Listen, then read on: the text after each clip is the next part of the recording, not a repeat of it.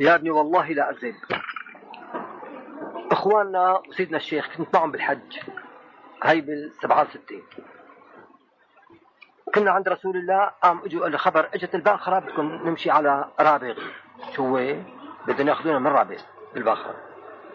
راحوا هذول يردوا يضبطوا اغراضهم، انا برمت معي عند رسول الله صلى الله عليه وسلم. يا ابني دارني حال، قلت له يا رسول الله ما بدي اطلع من هون الا تكرمني. هيك عم حكي للنبي صلى الله عليه وسلم، وعزة ربي ما خلص الخاطر الا كأن كهرباء ووجت بالحرم. بالله ما عم بكذب يا ابني.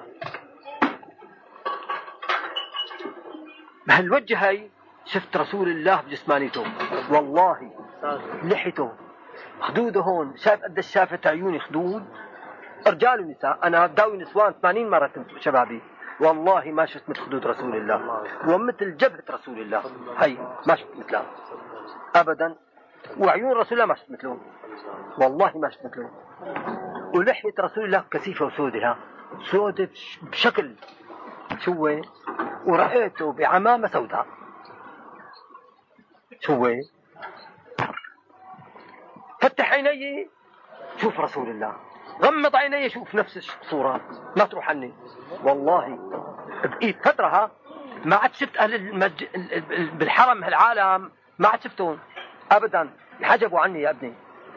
فتح هيك عيني شوف رسول الله، غمض هيك شوف رسول الله. هي علامة صحة المشاهدة يعني.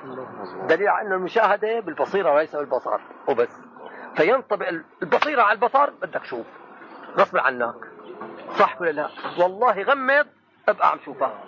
وجيت على سوريا اكثر من 15 نهار، هالصوره مطبوعه هون جوا، انا ماشي جوا هون الصوره محطوطه، بالله هون مطبوعه بقلبي، وانا ماشي هيك بمشي هيك بالطرقات، وهون الصوره هون بقلبي جوا مطبوعه طبق.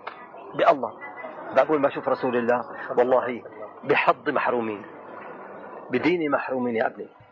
واللي ضعفوا الحديث من رآني في المنام فسوف يراني يقظة، هذا ضعفه يعني معذور عذر بس.